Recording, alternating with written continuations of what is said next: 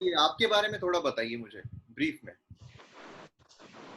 Sir मेरा नाम अनिल कुमार है। मैं पंजाब से बिलोंग करता हूँ और जिस सिटी में मैं रहता हूँ, खन्ना सिटी, वो एशिया की लार्जेस्ट ग्रेन मार्केट है।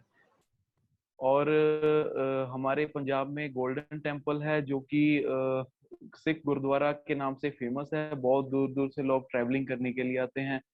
और चंडीगढ़ यूनियन टेरिटरी है। पंजाब एंड हरियाणा का कोर्ट हमारा मतलब साझा है। अच्छा, ओके। सो हाँ। आपने यूनियन टेरिटरी के बारे में बात की, तो टोटल कितने यूनियन टेरिटरीज है हमारे इंडिया में? 8 यूनियन टेरिटरी हैं सर। अच्छा, उनके नाम बता सकते हो आप? हाँ जी। Chandigarh, sorry sir, Pondicherry, Daman and Diu, JNK, Ladakh, Lakshadweep and Andaman Nicobar and एक second, Puducherry, Delhi, New Delhi, Puducherry, New Delhi, JNK, Ladakh, Daman and Diu, अमन, अंडमान निकोबर, लक्षद्वीप। 7 हो गए हैं सर। थोड़ा रिमाइंड नहीं आ रहा। 8, सॉरी। ओके, ऐसी कौन सी यूनियन टेरिटरीज जो अभी हाल ही में मर्ज की गई है? दमन and Diu and Daman and Diu and क्या आपको ऐसे कोई एक प्लेटफॉर्म के बारे में पता है जो रेलवे स्टेशन का एक प्लेटफॉर्म है, रेलवे स्टेशन है, जो आधा महाराष्ट्र में आता है और आधा गुजरात में आता है? नहीं सर, सॉरी, नॉलेज नहीं है इस बारे में। अच्छा, ओके, कोई बात नहीं। मुझे बताइए कि आप कहीं एक डिस्ट्रिक्ट में कलेक्टर हो, और ओके। वहाँ पे जो इलेक्शन कमीशन ऑफ इंडिया है, उनके द्वारा वहाँ पर इलेक्शन कंडक्ट करवाए जा रहे हैं। मतलब बड़ी इलेक्शन है वहाँ ओके पर। सर। और इलेक्शन में जो डिस्ट्रिक्ट कलेक्टर, उसका रोल बहुत बड़ा होता है ना? सब कुछ उसको संभालना ओके। पड़ता है वहाँ पर। तो ऐसे हाँ जी सिनारियो में सर। जहाँ पर इलेक्शन शुरू होने वाले हैं, आपको पता चलता है कि आपकी जो मदर है, उनकी कंडीशन, मतलब जो उनकी हेल्थ है, वो थोड़ी बिगड़ गई है और उनको एडमिट करना पड़ रहा है, जो दूसरे डिस्ट्रिक्ट में आता है। तो वहां पर उनको एडमिट किया। ओके। तो आपने इलेक्शन कमीशन ऑफ इंडिया की तरफ जो लीव एप्लीकेशन है वो डाली, जो रिजेक्ट हो गई, कि आपको वहां पर काम तो करना ही पड़ेगा। तो ऐसे सिनारियो में आप क्या करोगे? सर ऐसे सिनारियो में पहले तो मैं देखूंगा मेरी, अगर मदर की हेल्थ थोड़ी सी बेटर है, अगर मेरे परिवार वाले संभाल सकते हैं उस चीज को, तो मैं अपनी ड्यूटी को हैंडल करूंगा। अगर वहां पॉसिबल है कि मेरे ब्रदर है, मेरे फादर हैं, अगर सिचुएशन हैंडल हो रही है कि हाँ काम चल सकता है, तो मैं अलाउ करूंगा कि मेरे पेरेंट्स ही संभाल लेंगे। अगर कुछ ज्यादा ही सीरियस है तो मैं ऊपर मतलब रिक्वेस्ट करूंगा कि मुझे जाना बहुत ज्यादा जरूरी है, और मैं इधर भी इलेक्शन कमीशन होने के नाते सब ड्यूटीज पहले हैंडल करूंगा, सब कुछ मैनेज करके फिर जाने की कोशिश करूंगा। हाँ जी सर। जैसे आपको पता है कि जो हमारा डेवलपमेंट हो रहा है, उससे एनवायरनमेंट काफी हैम्पर्ड हो रहा है। तो बिल्कुल ऐसे सर। में हमें क्या स्ट्रेटेजी अपनानी चाहिए जिससे कि हम सस्टेनेबल ग्रोथ की तरफ जाए, मतलब कि जो इकोनॉमिक डेवलपमेंट है वो भी हो, लेकिन उसी के साथ साथ जो क्लाइमेट चेंज का मैटर हो रहा है, जो एनवायरमेंटल डिग्रेडेशन हो रहा है, वो भी ना हो। तो क्या स्ट्रेटेजी हमें अपनानी चाहिए? सर सबसे पहले तो हमको, जैसे कि सर सबसे पहले तो जैसे कि हमारा पेरिस एग्रीमेंट था, हमें वो ज्वाइन करना, जहां बोला गया था कि हमारा 1.5 डिग्री सेल्सियस रहना। सबसे पहले तो सर हमें पोल्यूशन पर कंट्रोल करना चाहिए। जैसे कि इकोनॉमिक डेवलपमेंट के साथ साथ इन्वायरमेंट की डेवलपमेंट भी बहुत ज्यादा जरूरी है। तो सबसे पहला तो सर मेरा यही रहेगा कि हमें मतलब बोल रहे हैं ना कि जैसे 2050 के साथ साथ हम जीरो एमिशन कर देंगे, तो सर उस पे हमको सबसे पहले काम करना चाहिए। दूसरा सर, कैसे करेंगे पोल्यूशन पर काम, कैसे करेंगे? सर जैसे कि हमको रिन्यूएबल एनर्जी पर जाना चाहिए। रिन्यूएबल जैसे एनर्जी कि क्या हमको होती है? Coal, renewable energies, non renewable energies में क्या फर्क है? सर रिन्यूएबल एनर्जी है जो कि हम अपने रिसोर्सेज से करते हैं। नॉन रिन्यूएबल एनर्जी जो कि नॉन रिन्यूएबल एनर्जी सर यही है कि एग्जाम्पल सर बता सही सकते से हो अभी रिन्यूएबल एनर्जीज थोड़ा। कौन सी है और नॉन रिन्यूएबल, एग्जाम्पल्स दोनों के? एक second sir. Sir non renewable energy जो कि हम, एग्जाम्पल्स एग्जाम्पल्स। एक second sir, renewable energy, sorry sir अभी थोड़ा रिमाइंड नहीं आ रहा। तो आप कोई ऐसी हाँ गवर्नमेंट की स्कीम्स या पॉलिसीज बता सकते हो जो इंडिया के द्वारा शुरू की गई है जिससे हम सस्टेनेबल ग्रोथ की तरफ जा सके, जहां पर एनवायरमेंटल डिग्रेडेशन जो है वो ना हो एंड हमारी इकोनॉमिक डेवलपमेंट भी हो।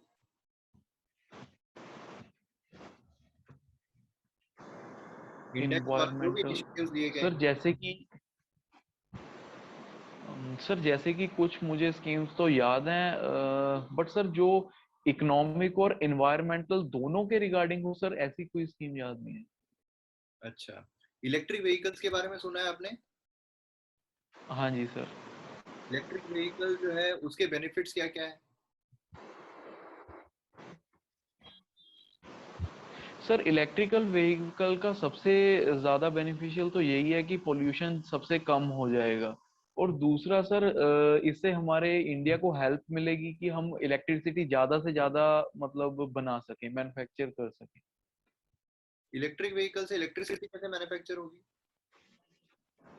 सर जैसे कि इलेक्ट्रिक व्हीकल से जो भी उनके में बैटरीज यूज होती हैं, तो सर उससे हम ज्यादा से ज्यादा इलेक्ट्रिसिटी कंज्यूम करने की कोशिश करेंगे ताकि ज्यादा से ज्यादा इलेक्ट्रिकल व्हीकल को हम सेल कर सकें। तो मुझे लगता है सर इसमें हमारा इलेक्ट्रिसिटी को बढ़ाने का थोड़ा एक मोटिव बन सकता है। अच्छा, ओके। और कोई ऐसी आपको इनिशिएटिव या ऑर्गेनाइजेशन आपको ऐसी कोई पता है जो सस्टेनेबल ग्रोथ के बारे में बात करती हो? सर WHO सुना है मैंने कि वो सस्टेनेबल ग्रोथ के बारे में बात करती रहती है, बट मुझे सर डब्ल्यूएचओ का फुल फॉर्म क्लैरिटी बता में सकते हो? इसका नहीं पता। डब्ल्यूएचओ का फुल फॉर्म बता सकते हो सॉरी आप? सर। डब्ल्यूएचओ का full form. World health organisation, world health organisation sir. तो किस तरीके से एनवायरनमेंट जो है उसके लिए काम करती है?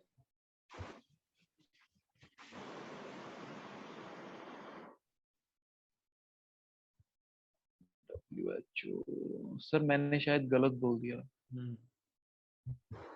हाँ सर सॉरी, मैंने गलत बोल दिया। कोई बात नहीं, कोई बात नहीं। अच्छा, मुझे बताइए कि फर्ज कीजिए कि आप फ्यूरियस 5 बैच में सेलेक्ट हो जाते हो, तो आपके तरफ से किस तरीके का एक आपका सॉरी सर आई कांट। मैं बोल रहा हूँ कि अगर आप फ्यूरियस 5 बैच में सिलेक्ट हो जाते हो तो आपका डेडिकेशन किस तरीके का रहेगा? ओके। कितने घंटे आप पढ़ाई के लिए दे पाओगे, कितना घंटा आप जो भी हमारी यूपीएससी के लिए जो तैयारी रहेगी तो उसके लिए आप दे पाओगे? सर मैं आपको एक बात बताना चाहूंगा, मैंने 2018 में अपनी जॉब क्विट कर दी थी, मैं प्राइवेट जॉब करता था। तो सर मैं उसके बाद से मतलब फुल टाइम कर रहा था सर। थोड़े से मतलब फाइनेंशियल सिचुएशन मेरी ऐसी है कि मैं दिल्ली जाकर दृष्टि में बड़े बड़े इंस्टीट्यूट्स में सर मैं मैनेज नहीं कर सकता। सर अगर जब से मैंने 2018 से जॉब क्विट किया सर, मैं फुल टाइम ही मतलब स्टडी कर रहा हूँ सिविल सर्विसेज की। मैंने स्टेट PSC भी दिया था सर मैंने, बट वो क्लियर नहीं हो पाया क्योंकि शायद लैक ऑफ गाइडेंस रही हो। सर मैं आपको 2018 से ही फॉलो करता था जिसमें आपने पॉलिटी की थी। जब सर आपका ऐप आया तो उससे मुझे काफी नॉलेज मिली। तो सर मैं उसके साथ फुल टाइम ही कर रहा था। जैसे कि सर आप, जैसे आपने फास्ट एंड फ्यूरियस बैच में बताया कि आप बहुत अच्छे से प्रॉपर गाइडेंस दोगे, जो भी स्टडी टाइमिंग है आप सर वो सब आप ही शेड्यूल करोगे। तो सर उसके बाद मैंने एक और मतलब अपने आप को चांस देने की कोशिश कर रहा हूँ कि अगर मैं फास्ट एंड फ्यूरियस में हो जाता है तो सर मैं 1 1.5 साल जो आपने हमको स्टडी करवानी है वो मैं बहुत ही ज्यादा डेडिकेशन से करूंगा। तो सर मुझे लगता है अगर मैं बैच में आपके हो जाता तो मैं बहुत ही डेडिकेशन से पढ़ूंगा सर, मुझे 1 साल बहुत ही अच्छे से मिल जाएगा, जो मुझे प्रॉपर गाइडेंस साथ मिलेगा। और सर ये चांस मैं मिस नहीं करना। तो सर मैं, एक होता है ना कि हमको ये होते हैं, सबको अच्छी नॉलेज होती है इसीलिए वो टीचर होते हैं।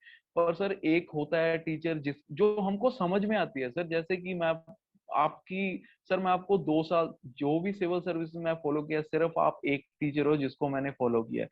मतलब ऐसे तो सब देखते रहते हैं बट सिर्फ आप एक टीचर हो जिसको मैंने अच्छे से समझा है। जिस जो भी आपकी वीडियो आती है सर, मैंने ऐसी 2 साल से मेरे ख्याल कोई वीडियो नहीं होगी जो छोड़ी होगी। तो सर मुझे लगता है कि अगर जो आप हमको करवाएंगे वो मैं अच्छे से समझ को कोशिश करूंगा। Okay okay. तालिबान की जो सिचुएशन चल रही है उसके बारे में आप थोड़ा बता सकते हो मुझे ब्रीफ में? हाँ जी सर, तालिबान की सिचुएशन पर काफी मतलब वो लग रहा है अफगानी, अभी उन्होंने काबुल पर भी अपना कब्जा जमा लिया है। तो इंडिया के पर्सपेक्टिव से भी मुझे लगता है कि हमको थोड़ी सी सिक्योरिटी जमा कर रखनी चाहिए कि कोई भी हमारे पर टेरर अटैक ना हो सके। और जैसे कि मैंने हाल ही में न्यूज में पढ़ा था, हमारे इंडिया के जो अम्बेसडर हैं उन्होंने टॉकिंग की है तालिबान के साथ। तो उसके बारे में कि आगे जाकर इंडिया पर कोई भी थ्रेट ना आ सके, सिक्योरिटी उन्होंने मतलब किया है, मैंने ऐसा रीड लेकिन किया था। आपने आपने अभी टेररिस्ट अटैक ना हो इसके बारे में बात की, तो तालिबान की हाँ तरफ जी। से कोई एक ऐसा टेररिस्ट अटैक इंडिया में किया गया है? कोई आप ऐसे बता सकते हो कि ये जो पर्टिकुलर इंसिडेंट है तालिबान के द्वारा अटैक किया गया इंडिया में? अ, सर मुझे जहां तक मैंने पढ़ा है वो, जैसे कि 2011 में, जैसे कि सर मुझे काफी कम टाइम हुआ है इसलिए मैंने जितना पढ़ा है, जैसे कि अमेरिका के बारे में मैंने पढ़ा था कि वो उनको थ्रेट था, इसीलिए उन्होंने अपनी यूएस की आर्मी वहां डिप्लॉय की थी। तो अभी उन्होंने, सर इतना ही पढ़ा वो है मतलब यूएसए का मुझे। होता है, मैं इंडिया की बात कर रहा हूँ। इंडिया में कोई ऐसा अटैक जो हुआ है जिसमें तालिबान जो है उसने क्लेम किया कि हम हमारे द्वारा अटैक किया गया, ऐसा कोई आपको अटैक पता है? सर पुलवामा अटैक हुआ था हमारा 2020 में, उसमें पाकिस्तान और तालिबान का हाथ हो सकता है, पर इसमें कोई क्लैरिटी नहीं है। अच्छा। वो किसने क्लेम किया था हाँ। पुलवामा अटैक, आपको पता है कौन से ऑर्गेनाइजेशन ने क्लेम किया था? Sorry sir.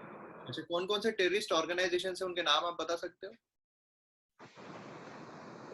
टेररिस्ट, एक तो सर इस्लामिक टेररिस्ट ग्रुप हो गया जो कि तालिबान के द्वारा है। हम्म। एक सर वेस्ट बंगाल का जैसे हो गया,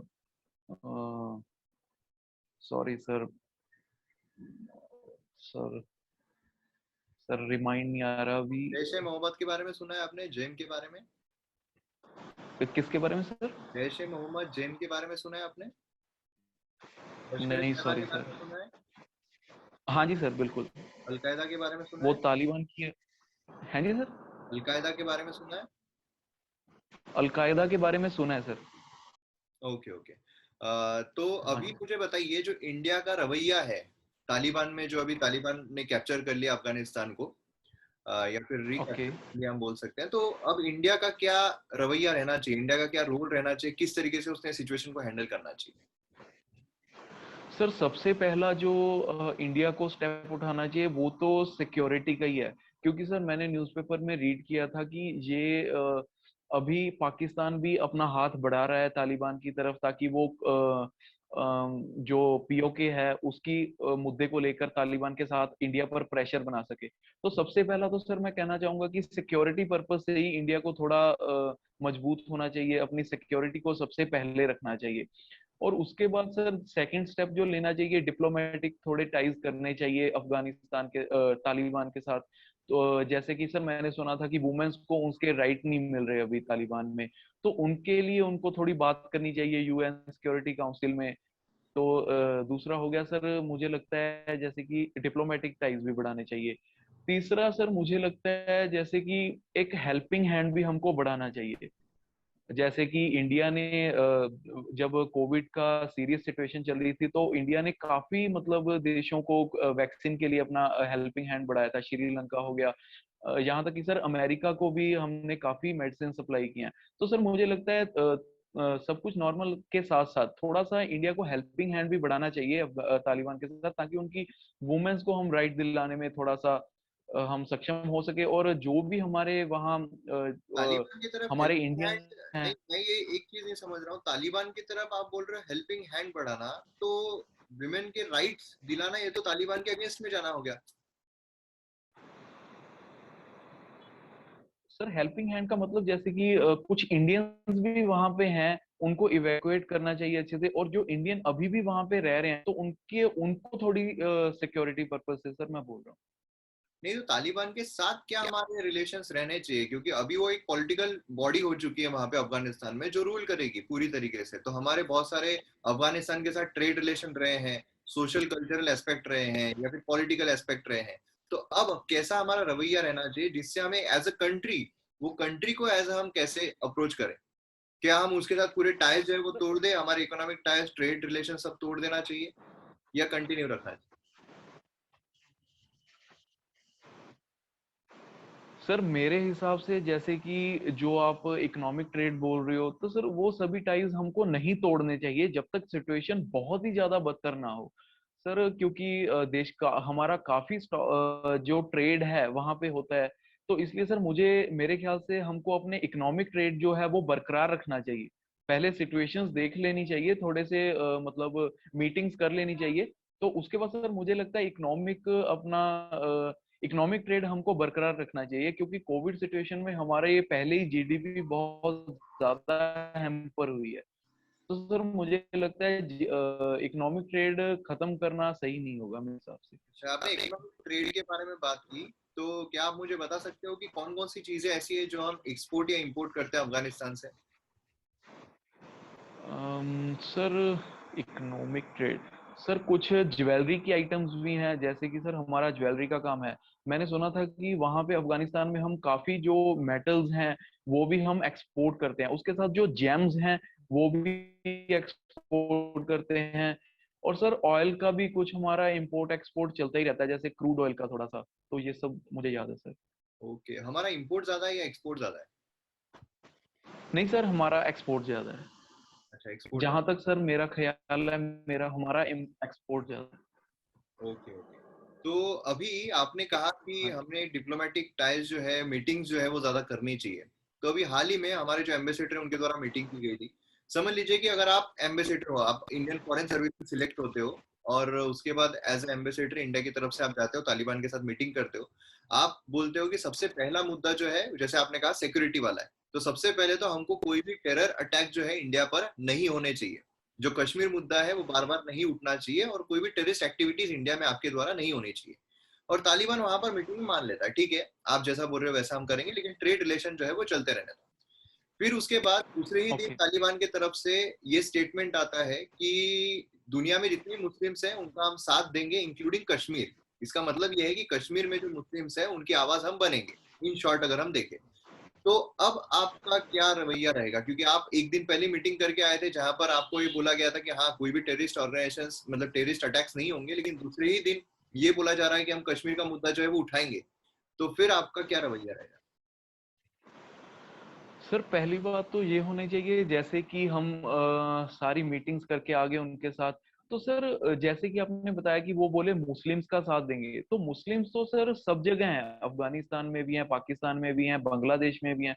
तो सर वो ये बात हम उनको बोलेंगे। आप ये बात बोल सकते हो कि इंडिया में जो कश्मीर पीओके में मुस्लिम्स हैं उनको हम सेफ रखेंगे, उनको कोई भी मतलब डिस्क्रिमिनेशन उनके साथ नहीं होगा। पर जैसे कि आप पीओके कश्मीर का मुद्दा उठाने की बात कर रहे हो, तो वो सर हमारी गवर्नमेंट देखेगी जैसे भी होगा। तो उसका मतलब जो भी अफेक्ट है हमारी इकोनॉमिक ट्रेड पर नहीं पड़ना चाहिए। नहीं नहीं नहीं, मतलब ये रहेगा ना कि जैसे आप एज अगर बड़े लेवल पे हो जहां पर आप बहुत अच्छे डिसीजंस ले रहे हो, डिप्लोमेसी आपके हाथ में दी गई है, तो आपको सुझाव देना पड़ेगा गवर्नमेंट को कि अभी क्या किया ओके। जाना चाहिए, क्या स्टेप रहेंगे। तो आपके तरफ से क्या स्टेप रहेगा, क्या करोगे आप? अगर प्रधानमंत्री ने आपसे पूछा कि अभी क्या किया जाना चाहिए, क्या हम उनके साथ ट्रेड शुरू रखेंगे? तो एक तरफ अगर आप बोल रहे हो कि ट्रेड हम शुरू रखेंगे, ट्रेड हमने शुरू रखना चाहिए, तो फिर हमारा पॉलिटिकल लॉस नहीं है वहां पर? क्या हम हार जो है एक इंटरनेशनल सिनारियो में कि इंडिया हार गया, ऐसा इमेज नहीं जाएगी? क्योंकि एक तरफ इंडिया जो है वो ये बोलेगा कि हमें कोई भी टेररिस्ट अटैक नहीं होने चाहिए इंडिया में, तब हम आपके साथ ट्रेड जो है वो रख रहे हैं। लेकिन अगर वो खुलेआम बोल रहा है तालिबान की नहीं, हम जो है वो इनडायरेक्टली कि वह हम अटैक जो है वो भी कर सकते हैं, फिर भी अगर हम ट्रेड रिलेशन रख रहे हैं, तो क्या ये इंडिया की इमेज ऐसी नहीं जाएगी कि इंडिया हार गया है? नहीं सर, ऐसा बिल्कुल नहीं। हम अगर वो खुलेआम हमको ऐसा बोलते हैं कि अगर हम इकोनॉमिक ट्रेड रखेंगे, उसके बाद भी वो हमको धमकी दे रहे हैं कि हम टेररिज्म अटैक कर सकते हैं, तो सर हम थोड़ी देर के लिए, जब तक वो अपनी स्टेटमेंट चेंज नहीं करते, तो हम उस टाइम के लिए ट्रेड हमारा बंद कर देंगे। जैसे कि सर मैंने जो बाइडेन की स्पीच सुनी थी, उन्होंने वहां पे बोला था जैसे कि जब तालिबान ने अफगानिस्तान पर टेक ओवर किया तो उन्होंने काफी क्रिटिसिज्म किया कि अमेरिका ने अपनी फोर्सेस हटाई, इसलिए उन्होंने अपना मतलब तालिबान ने टेक ओवर किया। तो जो बाइडेन ने बोला था कि ये हमारी सिक्योरिटी का कारण नहीं है कि हम किसी को सिक्योरिटी दें, ये हमारा मतलब कोई मेन मोटिव नहीं है कि हम आपको सिक्योरिटी दे रहे थे, बट ये हमारा कोई रिस्पॉन्सिबिलिटी नहीं है। तो सर इसके साथ मैं कहना चाहूंगा कि ये हमारी कोई रिस्पॉन्सिबिलिटी नहीं होगी। अगर वो हमको खुलेआम बोलते हैं कि ऐसा कर देंगे, तो हम ट्रेड बंद भी कर सकते हैं। अगर वो जब तक वो अपनी स्टेटमेंट चेंज नहीं करते कि हम मतलब न्यूट्रल रखेंगे सब कुछ, तब तक हम उनके साथ करेंगे। जब नहीं तो हम सर जब तक अपना मतलब इकोनॉमिक ट्रेड जो भी फ्लाइट्स है हमारा ट्रैवलिंग वगैरह सब हम बंद कर सकते हैं सर, जब तक वो अपनी स्टेटमेंट चेंज नहीं अगर करेंगे, अगर अगर क्योंकि हम इसमें ज्यादा लॉस सर उनका ही है। ओके, अगर हम ट्रेड बंद कर हाँ देते हैं, जी। अगर हम फाइनेंशियल जो भी हमारे इंटरेक्शन है सब बंद कर देते हैं, तो जो चाइना है, जो रशिया है, जो पाकिस्तान है, वो तो उनको सपोर्ट कर ही रहा है। जो हमारे अभी यस कंप्लीट नहीं हुए ऐसे प्रोजेक्ट्स अफगानिस्तान में जो चल रहे हैं, वो चाइना टेक ओवर करके कंप्लीट कर लेगा, तो पैसों के मामले में उनको कोई हाँ परेशानी नहीं होगी।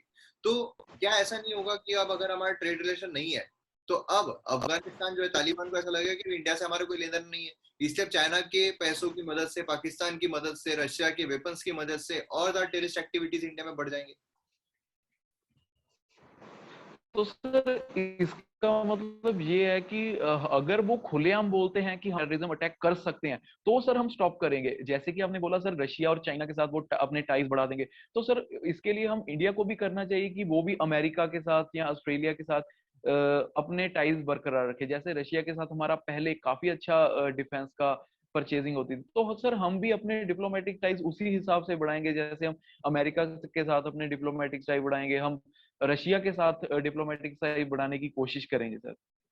ओके, ठीक है। हाँ जी। मुझे बताइए, आपको ऑनर किलिंग पता है? ऑनर किलिंग क्या होती है? ऑनर किलिंग नहीं सर, सॉरी।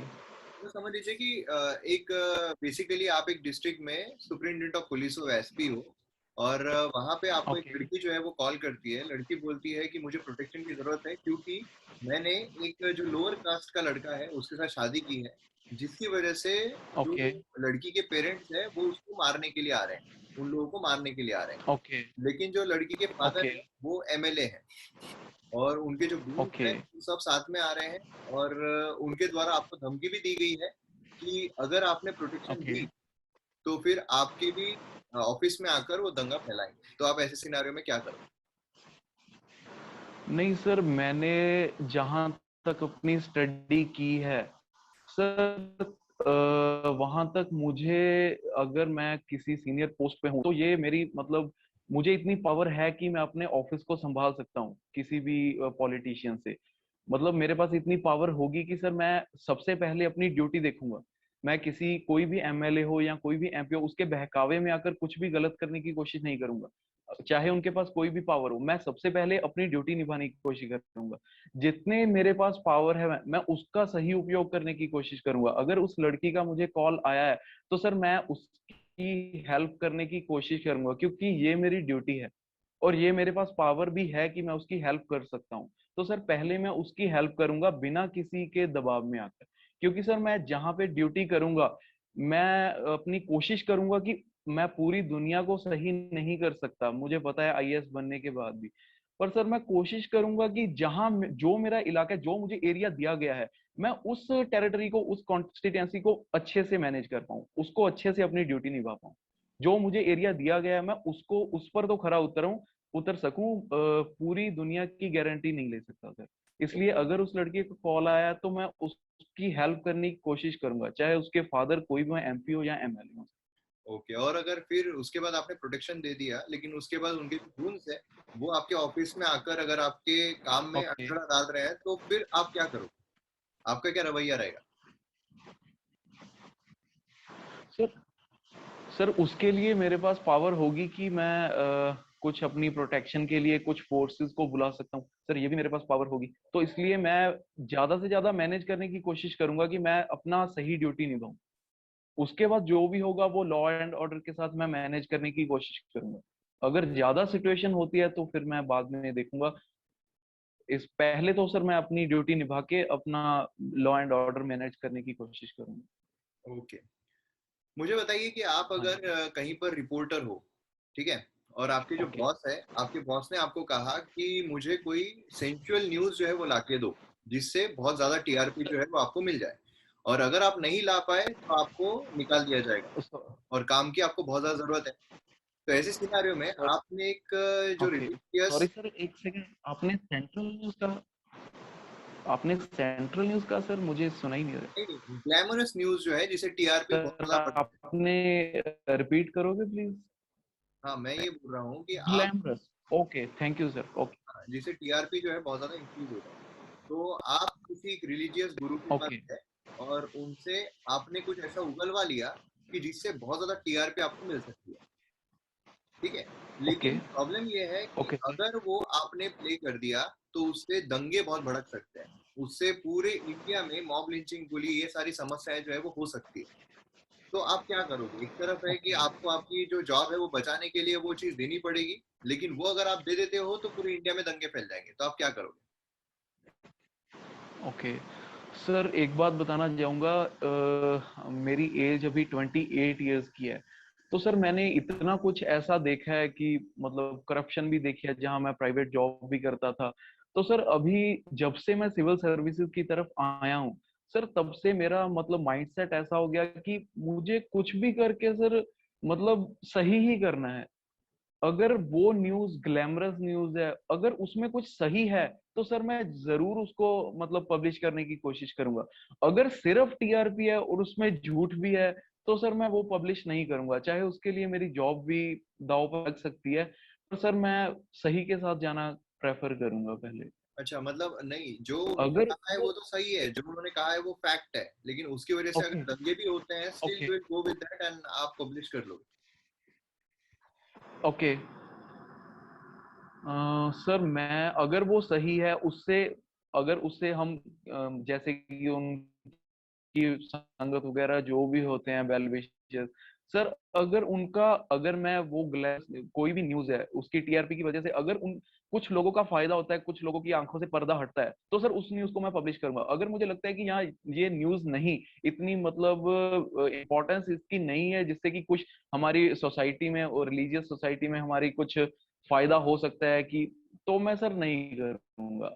अगर मुझे लगता है कि उस न्यूज से वो कुछ ढोंग रचा रहे हैं या कुछ किस अपनी सोसाइटी के साथ गलत करने की कोशिश कर रहे हैं, तो सर मैं उस न्यूज को जरूर पब्लिश करने की कोशिश करूंगा।